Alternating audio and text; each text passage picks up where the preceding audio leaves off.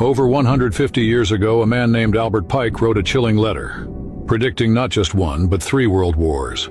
2 of them already happened. And the third?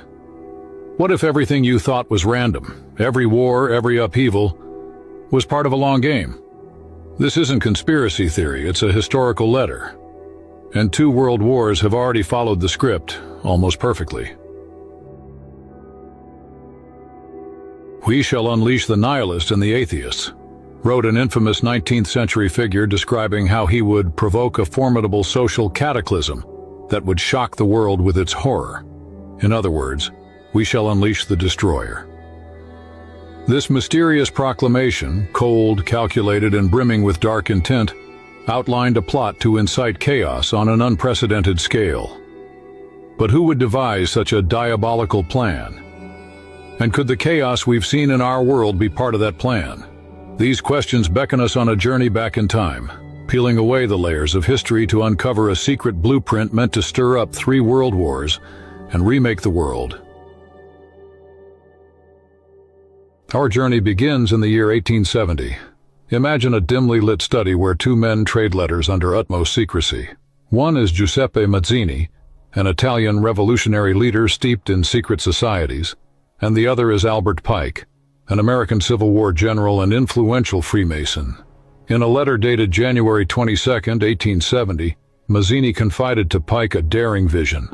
All the existing Masonic organizations would continue as they were, each with its own structure and leaders, but behind the scenes a new hidden order would control them all.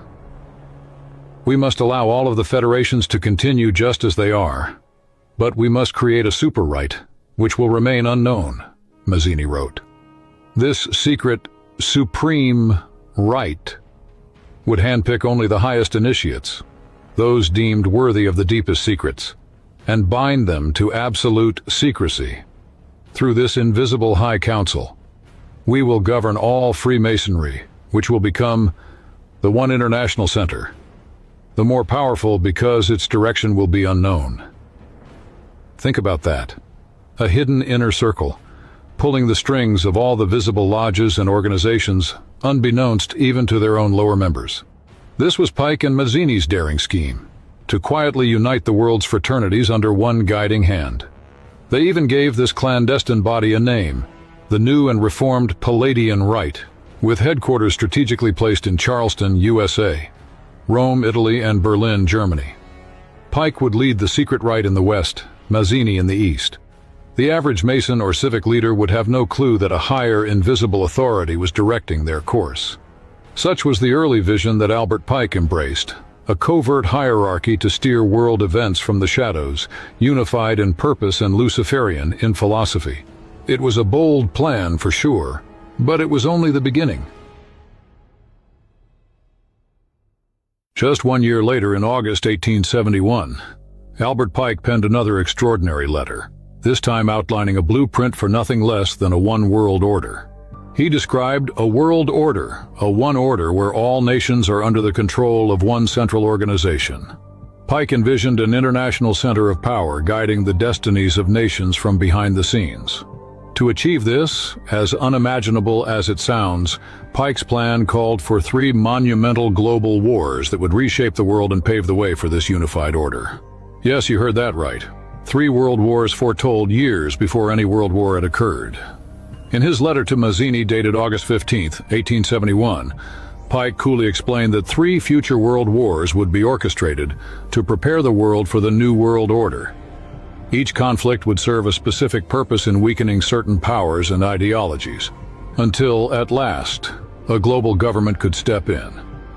It was a breathtakingly audacious plot, to use war itself, the most horrific of human calamities, as a tool to forge a new societal order. The world, of course, had yet to experience even a single world war. One can only imagine how fantastical, or mad, such predictions might have sounded to Pike's contemporaries. And yet, as we shall see, the 20th century unfolded almost exactly along the lines Pike described. Was it mere coincidence or chilling foresight? "And ye shall hear of wars and rumors of wars, for nation shall rise against nation, and kingdom against kingdom. Jesus warned long ago. But who could imagine that men might plan such wars in advance? Let's walk through Pike's blueprint, step by step, war by war, and compare it with the real history that followed. According to Pike's plan, the First World War was to be ignited in order to destroy the power of the Russian Tsars, those emperors who stood as champions of the Eastern Orthodox Christian faith. Russia under the Tsars was a deeply religious nation. The Tsar was even called defender of orthodoxy. Pike and his secret circle saw this as a major obstacle. So the plan was simple and ruthless. Use war to bring down the Tsar and plunge Russia into godless revolution. The First World War was to be fought so as to enable the Illuminati to overthrow the powers of the Tsars in Russia and turn that country into the stronghold of atheistic communism, reads one summary of Pike's letter. To fuel the conflict, Pike wrote that agents of his secret order would stir antagonism between the British Empire and the German Empire, ensuring a large-scale war that would engulf Europe. History tells us this is exactly what happened a few decades later. World War I erupted in 1914, with Britain and Germany on opposite sides, and by 1917 the Russian Empire had collapsed. Tsar Nicholas II was overthrown and later executed, and in his place arose the Soviet Union, the world's first avowedly atheist communist state. The Orthodox Church in Russia was brutally suppressed. Countless priests were killed or imprisoned, churches ransacked, faith silenced. Pike had written all this in 1871, long before 1914. Yet events followed his script uncannily. Did this happen by chance? Pike's letter was on display in the British Museum for many years, openly declaring the goal to bring about an atheistic communistic state in Russia. Did that happen? Yes. Think of the human cost. Millions perished in the trenches of World War I. Empires fell, and an entire way of life in Russia was extinguished. Families wept over sons never returning home. Centuries-old traditions were ground to dust. Was all this sorrow orchestrated to fulfill a secret agenda? It's a harrowing thought. Yet as the smoke cleared from World War I, the stage was being set for an even greater conflict, one that Pike's plan also eerily anticipated. Pike's next instruction was to foment a Second World War, one that would hinge on the ideological clash between fascism and political Zionism, the movement for a Jewish homeland. In his 1871 blueprint, Pike wrote that this war must be arranged so that Nazism, fascist dictatorship, would be destroyed, and Zionism would grow strong enough to establish a sovereign nation of Israel in the Holy Land. At the same time, this war would allow communism to spread and become powerful, counterbalancing the West. World War II was to be fought so that Nazism would be destroyed, and the power of political Zionism increased so that the sovereign state of Israel could be established in Palestine. Pike added that during this second war, international communism shall be built up until it equals in strength that of united Christendom, then kept in check until the final conflict to come. Again, the parallels with actual history are stunning. In 1939, World War II broke out, sparked by the aggression of Nazi Germany, fascism, against the Allies.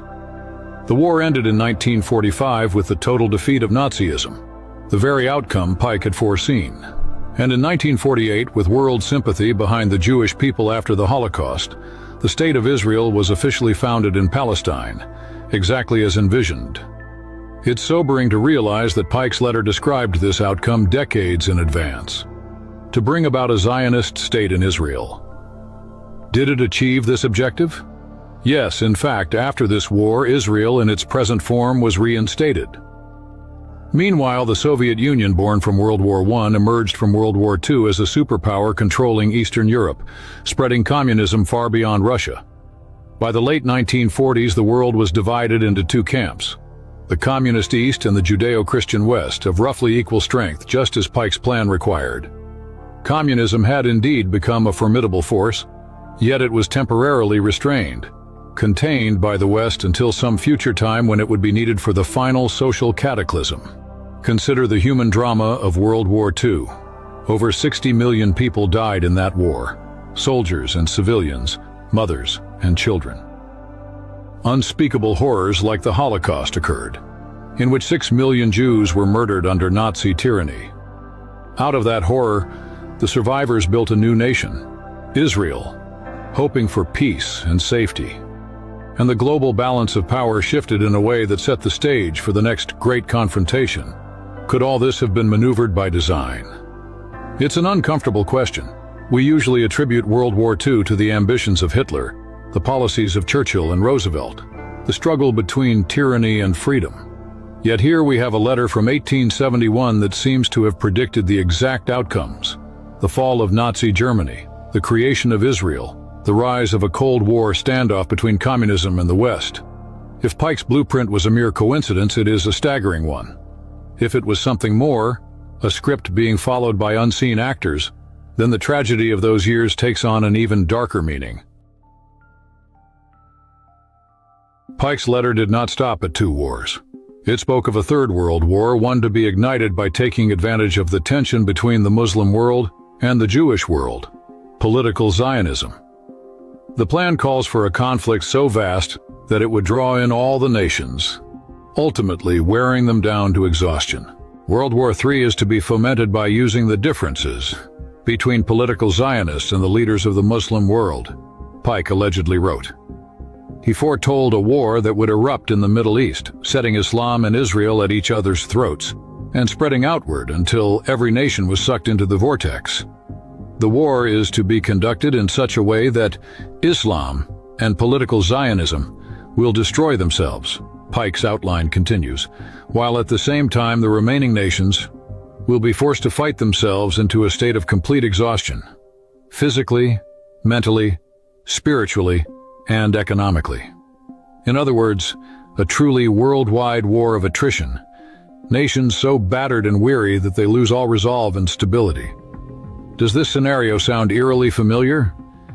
Ever since the mid-20th century, and especially as we entered the 21st, the Middle East has been a boiling cauldron of conflict. The tension between Israel and surrounding Islamic nations has led to multiple wars and crises. Elsewhere, terrorism and ideological clashes pit parts of the Islamic world against the West. One doesn't need much imagination to see how a spark in this powder keg could escalate into a global nightmare. In fact, Pike's envisioned Third World War directly evokes the specter of Armageddon, the prophesied final war in the Bible. In the book of Revelation, Armageddon is the gathering place of the nations for the last great battle, Revelation 16:16. Astonishingly, over 150 years ago, Pike's letter spoke of a third world war in the Middle East that would result in Armageddon. Are we living on the brink of that very event? It's a chilling thought. We see headlines of conflict in the Middle East and surging tensions between religious and cultural blocs. We watch as acts of terror or outbreaks of war send ripples of fear around the globe. One has to wonder, are these the early tremors of the worldwide cataclysm Pike described? If so, it means that long ago, someone, or something, intended for the modern world to descend into this chaos. Is it all part of the plan to finally break the nations into exhaustion? The Bible warns of a time of trouble and a great war, but it also tells us not to be deceived by appearances. It asks in Luke 21:26 how in the last days men's hearts will fail them for fear, looking at the things coming on the earth. We cannot say for certain if Pike's World War III has begun or is yet to come. But the very fact that this 19th century plan so accurately outlined 2 world wars and points toward a third makes one pause. It urges us to look at current events with new eyes and ask, what is really driving the conflicts of our time?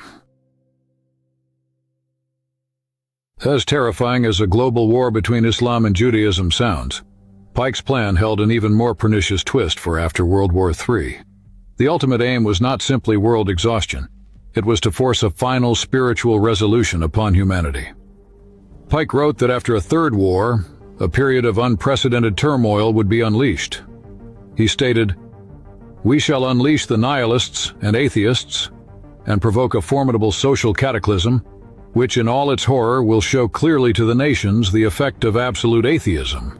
In other words, those who love destruction, nihilists, and those who believe in nothing, atheists, would be let loose to wreak havoc." They would carry out acts of extreme savagery and bloodshed, creating a nightmare scenario of violence and despair. Society would crumble under the weight of lawlessness, and people everywhere would see the ugly reality of a world without faith or moral compass. The effect of absolute atheism, origin of savagery, and of the most bloody turmoil. Pike continues by describing the reaction of the masses to this hellish upheaval. Then everywhere, the citizens, obliged to defend themselves against the world minority of revolutionaries, will exterminate those destroyers of civilization. In other words, ordinary people, driven to the brink by terror and chaos, would rise up and annihilate the nihilists responsible for the carnage. The very agents of destruction that were unleashed would themselves be destroyed in turn. But tragically, by this point, the people of the world would be utterly disillusioned. Pike says they would be disillusioned with Christianity, whose deistic spirits will from that moment be without compass or direction, and exhausted by the ferocity of atheism as well. Imagine surviving a world war, and then watching society crumble into violence and anarchy. Every belief system, both religion and secular ideologies, would have failed in the eyes of the masses. In their anguish, people would be anxious for an ideal to believe in, but without knowing where to render its adoration. They will be desperate, like sailors lost at sea with no star to guide them. And here lies the crux of the plan. At that moment of maximum despair and confusion, when humanity cries out for light, they will be shown the true light. But it is not the light they expect. Pike wrote that the multitude will receive the pure light through the universal manifestation of the pure doctrine of Lucifer, brought finally out in the public view. In plain terms, the architects of this chaos plan to reveal Lucifer as the savior and object of worship to the shattered world. After Christianity and atheism have both been conquered and exterminated, eliminated together as dual obstacles, the stage will be set to enthrone a new global religion based on Luciferian doctrine. In their view, Lucifer, whom the Bible identifies as a fallen angel, Satan, is actually the bearer of true light and enlightenment for mankind. They intend that in the aftermath of the great cataclysm, people will be so desperate for hope and order that they will embrace Lucifer's teachings as the foundation of a new age. It is the ultimate bait and switch, create unbearable darkness so that people will grasp at a false light. Let that sink in. A plan to destroy both Christianity and atheism in one masterstroke. And from their ashes, to raise up a new faith centered on Lucifer. This is not mere speculation. These are the very words attributed to Albert Pike in that 1871 letter. It sends chills down the spine. For those of us with a biblical worldview, it is a direct affront to everything holy. A scheme to make the whole world worship the one the Bible calls the devil. Yet we were warned of this kind of final deception, were we not? The Bible in 2 Corinthians 11:14 cautions that Satan himself is transformed into an angel of light. In other words, evil won't always appear with the devil's horns and a pitchfork. Sometimes it will present itself as radiant, benevolent, and wise. The pure doctrine of Lucifer that Pike speaks of would no doubt be billed as some advanced truth, a new enlightenment for a new world, something to save humanity from its despair. But a lie is a lie, even if it glitters. If ever such a moment comes, when a suffering world is invited to unite under a new luminous faith that denounces both traditional religion and godless chaos, we must remember that not all that is called light is truly light. Pike's envisioned cataclysm is terrifying, but take heart. This dark plan is not the only plan at work in the world. Yes, there are those who plot to enthrone Lucifer, but there is also a God who promises that evil will not triumph. The very existence of such a diabolical blueprint suggests that a great cosmic struggle is going on. And indeed, many people of faith, including some who have studied these letters, see history as a battleground between God's truth and Satan's lies, often called the Great Controversy between Christ and Satan. In that context, Pike's plan is essentially Satan's playbook. Cause conflict, fuel hatred, plunge the world into darkness, then offer himself as an angel of light to a desperate humanity. It's a plan that we as individuals are not powerless against, for we can choose the true light over the false. But to do so, we first must know the truth of what has been and what is to come. Such astounding letters and plans, if indeed authentic, would surely be among the most important documents in modern history. And for a time, they were available to be seen. It has been noted that Pike's 1871 letter to Mazzini was once on public display in the British Museum Library in London. Researchers and the curious could actually request to view it like a historical artifact. However, this is no longer the case. According to multiple accounts, the letter was removed from public view and buried in the archives, inaccessible to researchers. In fact, if you inquire today, official channels will either deny knowledge of the letter or claim it never existed. Why would such a document be hidden away? If it were merely a curious and false conspiracy tale, one would think it could be left out in the open, harmless. But instead it has vanished from libraries, as if someone doesn't want people reading Pike's words too closely. It is true that critics have long claimed Pike's letters are a hoax. Mainstream Masonic organizations and some historians assert that no evidence of the 1871 letter exists in their records, and that the whole story was fabricated in the 20th century by persons such as Leo Taxil or William Guy Carr. Leo Taxil was a notorious prankster who in 1897 claimed to have forged some anti-Masonic content, and William Guy Carr was a writer in the 1950s who publicized the 3 World Wars scenario. Freemasons point to these as proof that the Pike letter is just a myth. But here's the perplexing part. Even if a hoaxer wrote these predictions around 1897 or 1950, how on earth did they manage to guess the outcome of World War II, which didn't fully align with expectations until 1945, and even anticipate today's Middle East tensions? The hoax explanation strains credibility when you consider the specificity and accuracy of the predictions. If Leo Taxil invented this in 1897, how did he come to know such details of future events 100 years ahead? It would mean he not only foresaw World War I and II, but also the global political landscape of the early 21st century. That stretches the term coincidence beyond the breaking point. The suppression of these letters from public discourse only adds to the intrigue. Why take them away from the British Museum if they are fake? Why not let people see and judge for themselves?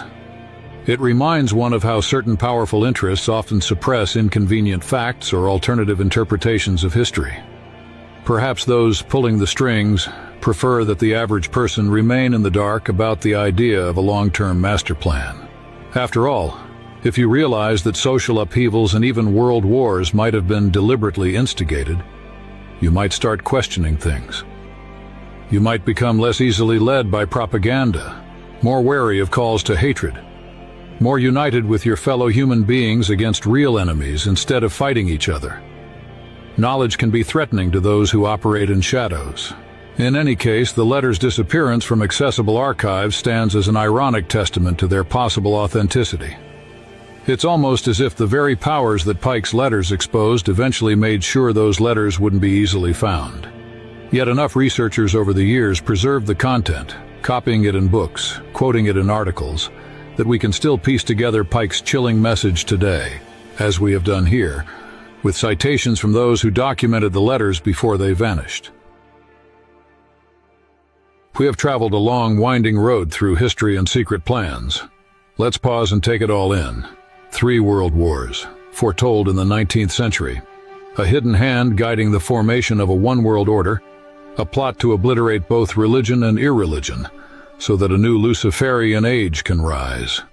It sounds like the plot of a sensational novel or movie, yet it has been presented in serious writings and eerily mirrored by real-world events. How does this make you feel?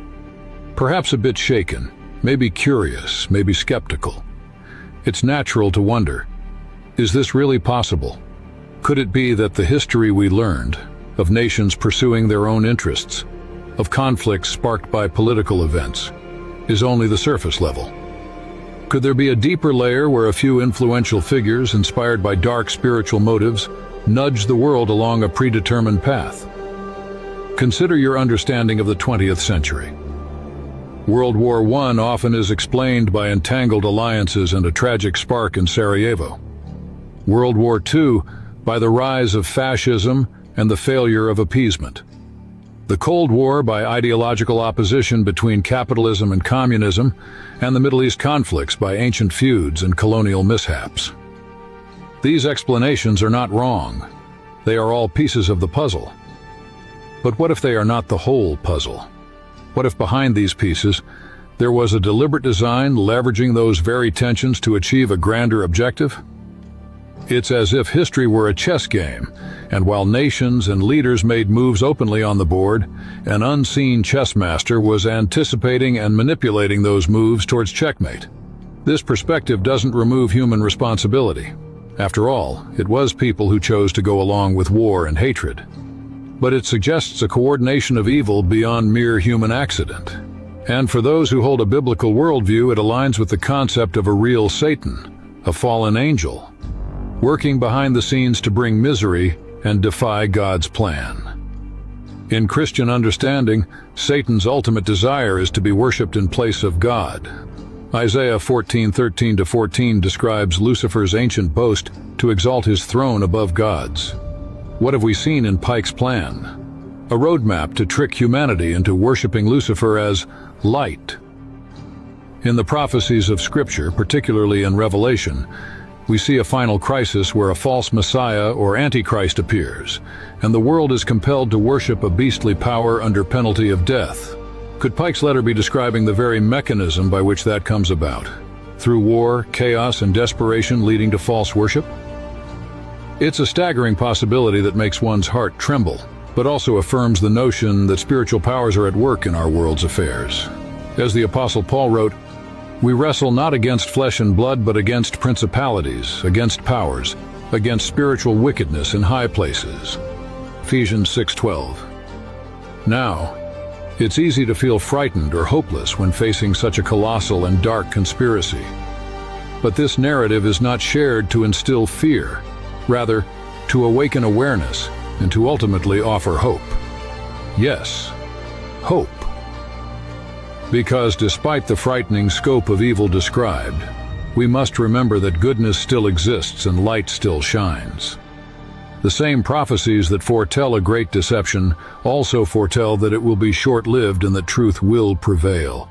Jesus himself said that in the end times there will be tribulation such as never was, but he that shall endure unto the end, the same shall be saved. Matthew 24:13. We are counseled to watch and not be deceived. Simply knowing about schemes like Pike's letters can help inoculate us against deception. If one day a charismatic new truth or leader emerges from the chaos, we will remember this talk and think twice before giving our allegiance. And beyond that, there is the comforting promise that evil does not win in the end. "And the light shineth in darkness, and the darkness comprehended it not," says the Scripture. This means the darkness could not overcome the light. No matter how dark the night of chaos and conspiracy may get, the light of God's love and truth shines on, unconquerable. If Pike's plan was real, it is horrifying. But even if men plot and devils scheme, God is still in control above all. In the Psalms it is written, "He that sitteth in the heavens shall laugh. The Lord shall have them in derision." Psalm 2:4. Meaning God ultimately foils the plans of those who set themselves against him. History is permitted to follow a certain course for a time, but it's moving toward a divine conclusion where justice is done. So what do we do with all this? First, we reflect, we re-examine the world around us. Perhaps we become a bit more critical of calls to war and hatred, knowing that someone might be trying to rub two systems against each other to create order out of chaos. As the Freemason motto Ordo ab Chao goes, perhaps we strive to be peacemakers in our personal spheres, resisting the narrative of inevitable clash. Second, we stay spiritually alert. If you believe in God, hold fast to your faith, but also be humble and loving. Remember that extremism on any side could be manipulated by a higher agenda. If you're not religious, still be on guard. Don't let despair or nihilism overtake you if the world seems to crumble, because that despair is exactly the trap laid in Pike's plan. And finally, We find courage and hope in the unchanging principles of truth and love. The very fact that a scheme exists to counterfeit light tells us there is a true light worth clinging to. The true light values freedom of conscience, love for one's neighbor, peace over war, and truth over deception. Call it the Spirit of Christ, if you will, a spirit of selfless love and goodness. In the end, that spirit wins. The destroyer will not reign supreme. His rampage is brief. In the grand story of eternity, evil is but a tragic chapter, and it will be overcome by good. So, dear friend, let the tale of Albert Pike's letters be a warning, but not a sentence of doom. Let it provoke you to ask hard questions. Who really controls the world? What is the meaning of the turmoil we see? And where do I stand in this great drama?